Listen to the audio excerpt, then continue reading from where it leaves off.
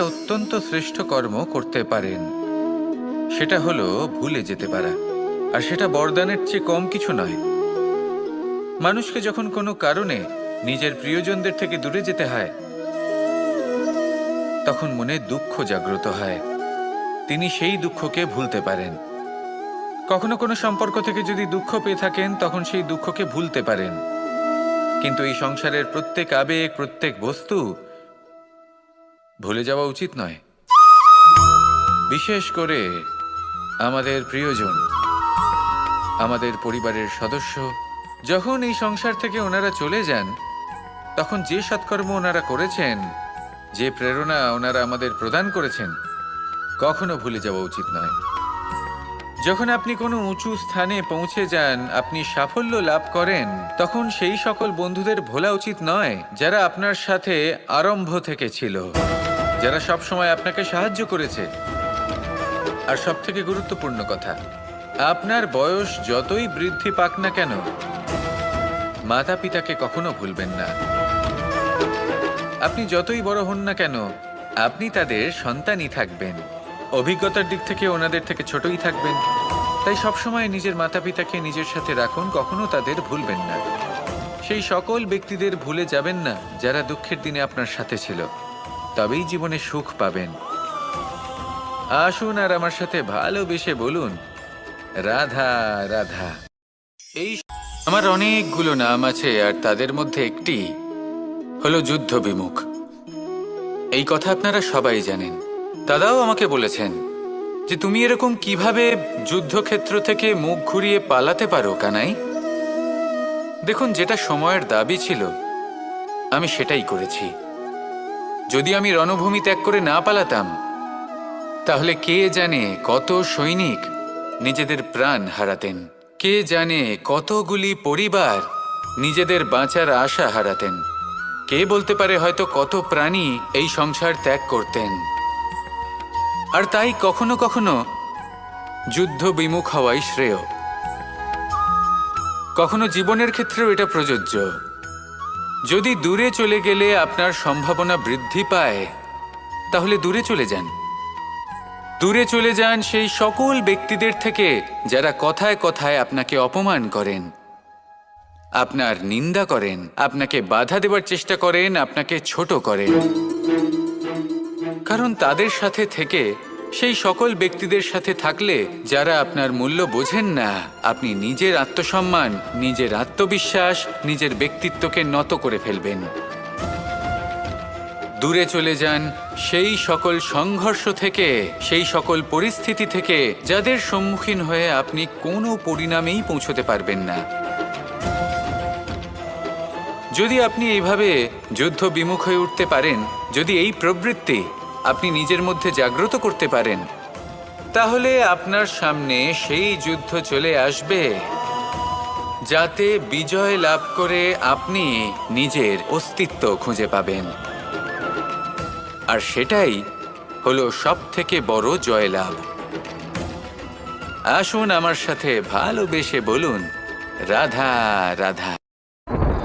এই সংসারের একটা নিয়ম আছে, বা বলতে পারেন লোকে তাই বলে, যে শক্তিশালী হয় সে শক্তিহীনকে নত করে দেয়। এমনটাই হয়, তাই না? আবশ্যক নয়। কখনো কখনো এমনও হয় একজন অসমর্থ ব্যক্তি সমর্থ ব্যক্তিকে নত করে দেন। এটা সম্ভব, এও হতে পারে।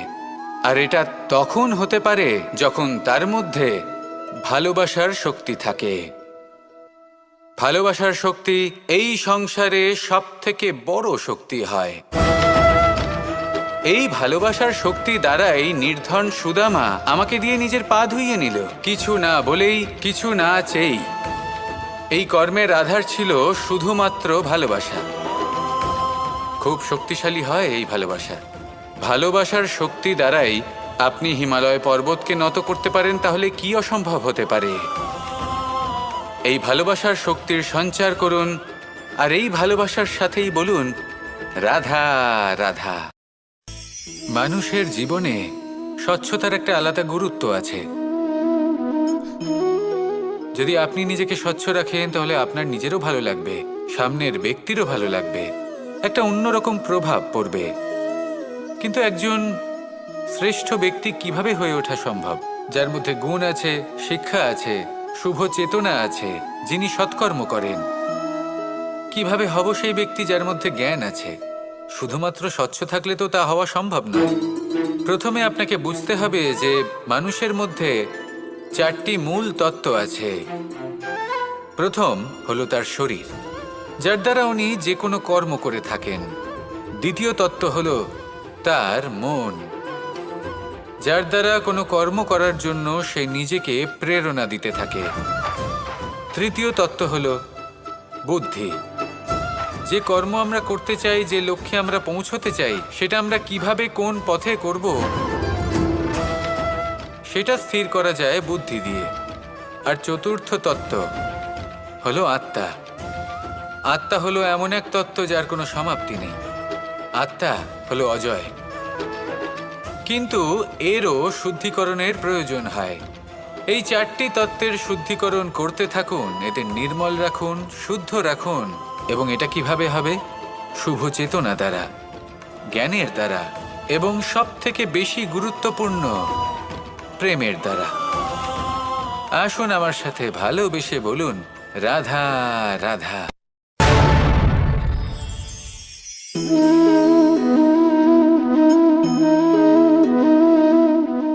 জল এই সংসারের সমস্ত প্রধান তত্ত্বের মধ্যে একটি।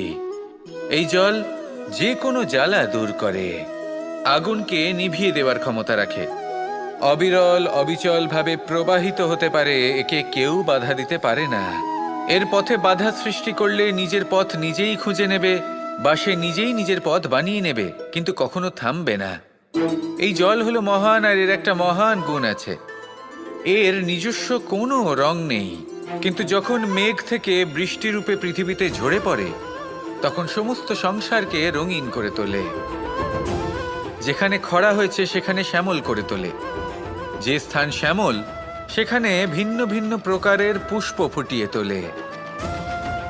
এই জল, এই জলের মতন আমাদের হতে হবে। ওর যেমন কোনো রং নেই, আমাদেরও যেন কোনো অহংকার না থাকে। শুধু কর্মের এই ধারাতে বইতে থাকুন, এই সংসারের মঙ্গল করতে থাকুন, শ্রেষ্ঠ কর্ম করতে থাকুন। এই সংসারকে এটা বলার কোনো প্রয়োজন নেই যে আপনি কে।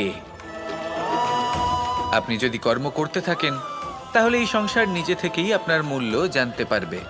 আর তখন এই মন প্রসন্ন হয়ে বলবে, রাধা রাধা। একদিকে হলো আঙুর, আর অন্যদিকে কিশমিশ। দেখতে গেলে এই দুটোই সবারই খুব প্রিয়, শিশু হোক, যুবক হোক, বা কোনো বৃদ্ধ ব্যক্তিই হোক না কেন। আর দেখতে গেলে এই কিশমিশ, এটা আঙুর থেকেই আসে, তারই অন্য একটি রূপ। কিন্তু কখনো হাটে যান আর গিয়ে জিজ্ঞেস করুন যে এই কিশমিশ আর আঙুর, এই দুইয়ের মধ্যে অধিক মূল্য কার? আপনিও নিশ্চয়ই জানবেন যে কিশমিশের মূল্য আঙুরের থেকে অনেক গুণ বেশি। এবার এরকম কেন হয়? এর পেছনে কি কারণ থাকতে পারে? একদিকে হলো সেই আঙুর যা টাটকা অবস্থায় গাছ থেকে পেড়ে খাওয়া যায়, আর অন্যদিকে হলো কিশমিশ যাকে মাসের পর মাস রোদে ফেলে রাখা হয়। একদিকে আঙুর যা কিনা অত্যন্ত রসালো, আর কিশমিশে কোনো রসই নেই। একটি হলো অত্যন্ত কোমল এবং সুন্দর, অন্যটি অমসৃণ এবং তাতে বিন্দুমাত্র সৌন্দর্য নেই, তাও তার মূল্য বেশি। এইসব কেন হয়? এই কারণেই হয় কারণ সেই আঙুর অনেক মাস পর্যন্ত রোদ সহ্য করে থাকে, কষ্ট সহ্য করে থাকে, তবেই সেই আঙুর কিশমিশে পরিণত হয়। এবার জীবনের কড়া রোদ যাকে সহ্য করতে হয়, তার সাথেও এটাই হয়ে থাকে, তারও মূল্য আপনা থেকেই বৃদ্ধি পায়। আপনার জীবনে আপনার গুণ, আপনার প্রতিভা, তা অত্যন্ত গুরুত্বপূর্ণ। কিন্তু যখন আপনি অভিজ্ঞতা লাভ করেন, তখনই সেই অভিজ্ঞতা আপনার গুণ এবং প্রতিভাকে আরও অনেক বেশি শ্রেষ্ঠ করে তোলে।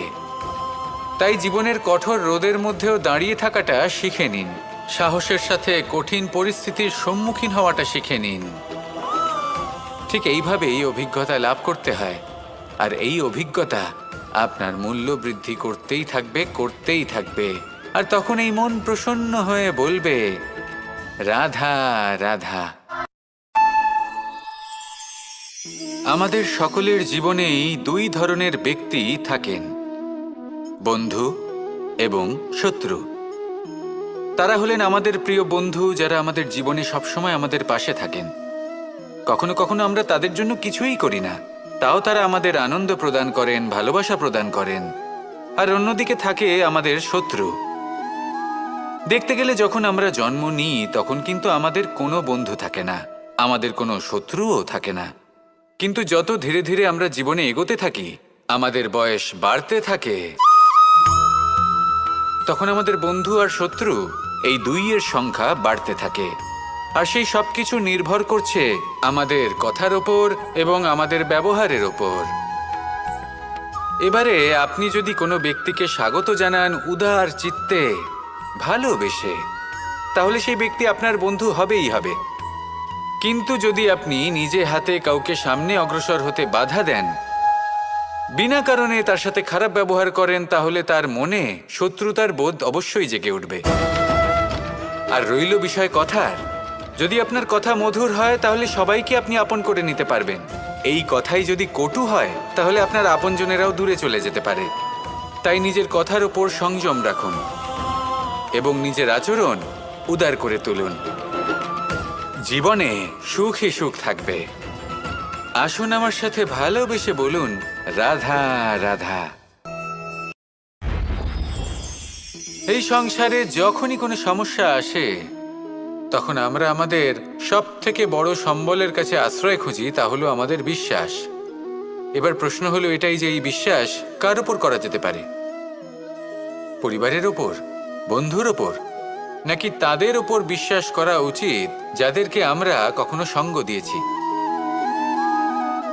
দেখুন, এই সংসারে বিপদের সম্মুখীন হলে কে আপনাকে সাহায্য করবে সেটা নির্বাচন করা আপনার হাতে নেই। সেটা সেই সকল ব্যক্তির উপর নির্ভরশীল যে তারা আপনাকে সাহায্য করবে নাকি করবে না। অর্থাৎ যখনই কোনো বিপদ আসে সর্বপ্রথম তার সম্মুখীন আমাদের নিজেকেই হতে হয়। আর তার জন্য প্রস্তুত থাকা প্রয়োজনীয়, সেই শক্তি, সেই সাহস অর্জন করা প্রয়োজনীয়। দেখুন, যখনই অন্ধকার আসে তখন সবার আগে কে আপনাকে ত্যাগ করে চলে যায়? আপনার নিজেরই ছায়া। এই অন্ধকারের সম্মুখীন হতে হয় অন্তরের প্রদীপের দ্বারা, অন্তরের আত্মা দ্বারা।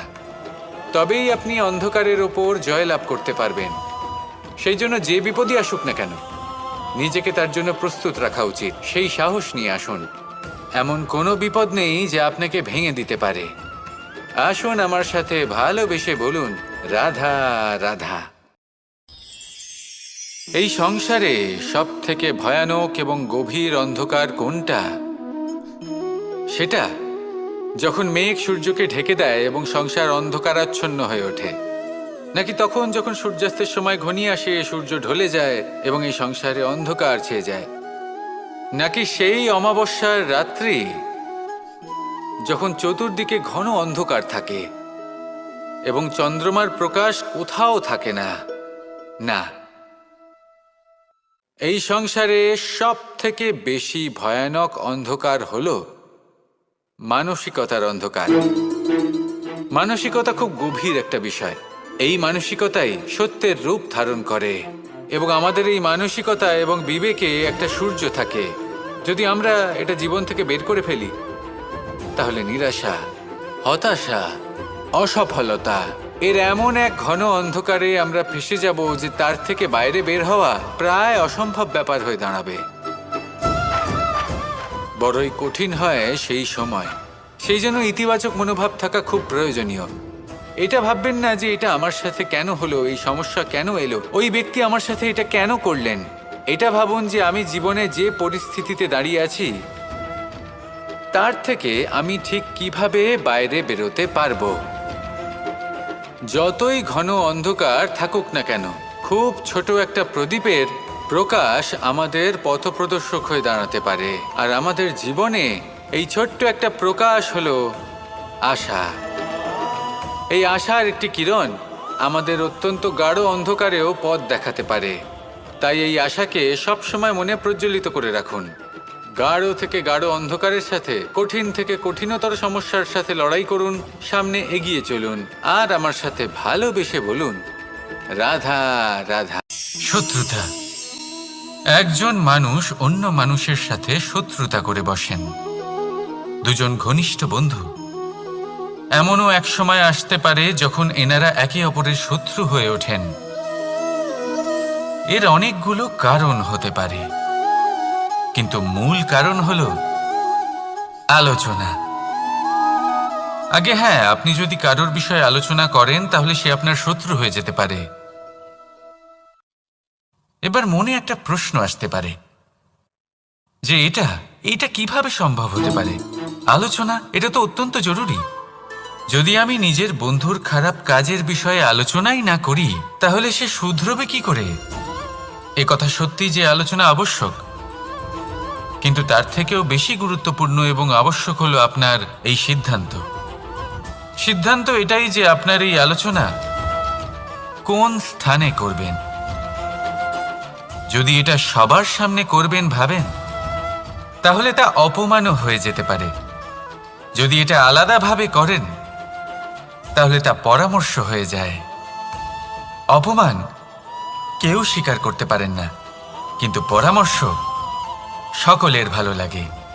তাহলে যদি আপন কারোর জন্য ভালো কিছু চান, কাউকে শুধরে দিতে চান, আর আপনার মনে হয় আলোচনা আবশ্যক, তাহলে সর্বপ্রথম সময়, পরিস্থিতি আর স্থানের কথা মনে রাখবেন, নয়তো এই আলোচনা আপনাকে খুব ভোগাতে পারে। তাহলে আসুন আমার সাথে ভালোবেসে বলুন, রাধা রাধা।